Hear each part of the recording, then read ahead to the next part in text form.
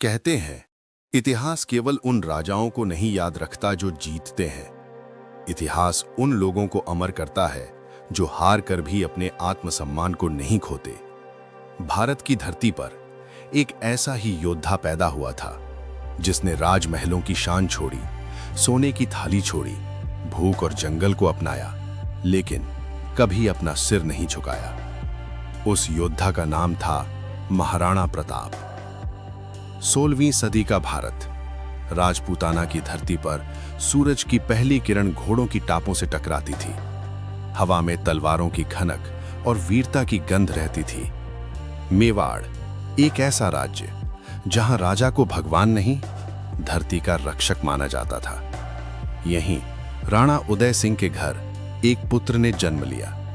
नाम रखा गया प्रताप। बालक की आंखों में खिलौनों से ज्यादा आग थी। जब दूसरे राजकुमार रेशमी कपड़ों में खेलते, प्रताप नंगे पांव घोड़ों के पीछे दौड़ता। गुरु उसे कहते, राजकुमार, तुम्हें तलवार से दोस्ती करनी होगी। और प्रताप हर सुबह तलवार से बात करता। वो गिरता, उठता, खून बहाता, लेकिन कभी पीछे नहीं हटता। मेवाड़ की पहाड़ियां उसके पसीने से उसका नाम सीख रही थीं। उधर दिल्ली में अकबर बादशाह भारत को एक झंडे के नीचे लाने में लगा था। उसकी नीति साफ थी, जो झुकेगा वो बचेगा, जो नहीं झुकेगा वो मिट जाएगा। एक एक कर राजपूताना के राजा अकबर की अधीनता में आते जा रहे थे। संधि, शादी, धमकी सब चल रहा था, लेकिन एक राज्य अब भी अडिग खड़ा था, मेवाड़। अकबर जानता था, जब तक महाराणा प्रताप जिंदा हैं, मेवाड़ नहीं झुकेगा। एक दिन अकबर ने अपना दूत भेजा। दूत सोने से लदे बक्सों के साथ मेवाड़ पहुंचा। दरबार सजा था। प्रताप सिंहासन पर बैठे थे। दूत बोला, महाराणा प्रताप, अकबर बादशाह आपको पूरा राजपूताना सौंपना चाहता है। आपको सोने की थाली में खाना, हाथियों की सवारी, महलों की दुनिया मिलेगी। बस आपको अकबर की अधीनता स्वीकार करनी होगी। दरबार में सन्नाटा छा गया।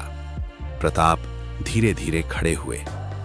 उनकी आवाज शांत थी, लेकिन उसमें पहाड़ों की गूंज थी।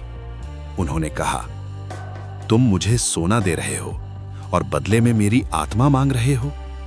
प्रताप बोले, मेवाड़ की मिट्टी किसी की जागीर नहीं। प्रताप का सिर किसी के दरबार में नहीं झुकता। जाओ, अपने बादशाह से कह दो, हम युद्ध चुनते हैं। 1597 अरावली की घाटियों में रणभेरी बज उठी। एक तरफ अकबर की विशाल सेना, तोपें, हाथी, हजारों सैनिक। दूसरी तरफ महाराणा प्रताप और उनके कुछ हजार राजपूत, लेकिन उनके पास था मरने का हौसला। महाराणा प्रताप अपने घोड़े चेतक पर सवार थे। जैसे ही युद्ध शुरू हुआ, धरती कांप उठी, तलवारें टकराईं, घोड़े गिरे, खून बहा। प्रताप जहां जाते वहां मौत उनके पीछे चलती। उन्होंने मुगल सेनापति मान सिंह पर सीधा हमला किया, लेकिन संख्या बहुत ज्यादा थी। धीरे धीरे मेवाड़ की सेना पीछे हटने लगी। चेतक घायल हुआ, उसकी टांग टूट चुकी थी। फिर भी उसने अपने महाराणा को पीठ से नहीं गिरने दिया। अंत में वो एक नदी पार करके गिर पड़ा और वहीं वीर गति को प्राप्त हुआ। महाराणा प्रताप बच गए, लेकिन उनका राज्य खो गया। अब महाराणा प्रताप राजा नहीं थे, वो एक भटके हुए शेर थे। उनके साथ उनकी रानी, बच्चे और कुछ वफादार सैनिक थे। वे जंगलों में रहने लगे। दिन में फल, जंगल की जड़ें, रात में भूख और ठंड। एक दिन उनकी छोटी बेटी भूख से रोने लगी। रानी ने घास से बनी रोटी उसके सामने रखी। बच्ची ने कौर लिया और रो पड़ी। मां, ये तो कड़वी है। रानी की आंखों से आंसू गिर पड़े। महाराणा प्रताप पास खड़े थे। वही राजा जो कभी सोने की थाली में खाना खाता था, आज अपनी बेटी को घास की रोटी खाते देख रहा था। उनकी मुट्ठी कस गई। उन्होंने कहा, हे मेवाड़ की धरती, अगर मेरे कष्ट से तेरा स्वाभिमान बचता है तो मैं ये दर्द 1000 जन्म भी सह लूंगा। जंगल की ठंडी हवा महाराणा प्रताप के चेहरे से टकरा रही थी। पेड़ों के बीच छुपा हुआ वो राजा अब भी सिंह ही था, बस उसके पास ताज नहीं था, लेकिन उसके पास था सबसे बड़ा हथियार, स्वाभिमान। मेवाड़ के जंगलों में एक जनजाति रहती थी, भील।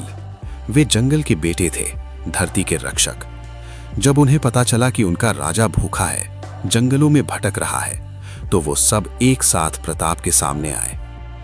भील सरदार बोला, महाराणा, हमारे पास महल नहीं है, लेकिन दिल है। आप हमारे राजा हैं। उस दिन महाराणा प्रताप की आंखें भर आईं। राजा और जंगल के लोग एक हो गए। भीलों ने तीर कमान उठाए। छोटे छोटे योद्धा प्रताप के पीछे खड़े हो गए। जंगलों में एक नई सेना तैयार होने लगी। वे छुपकर मुगल चौकियों पर हमले करते।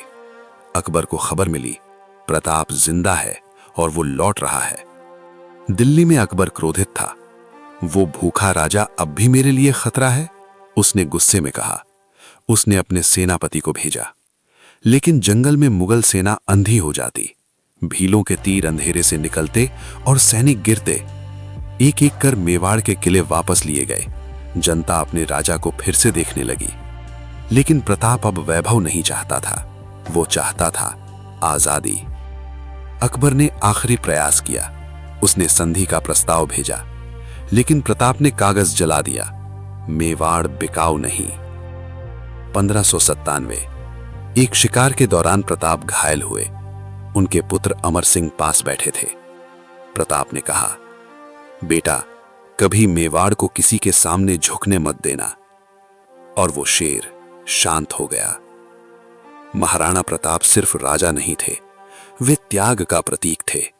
सोने की थाली छोड़कर घास की रोटी खाने वाला राजा इतिहास में अमर हो गया।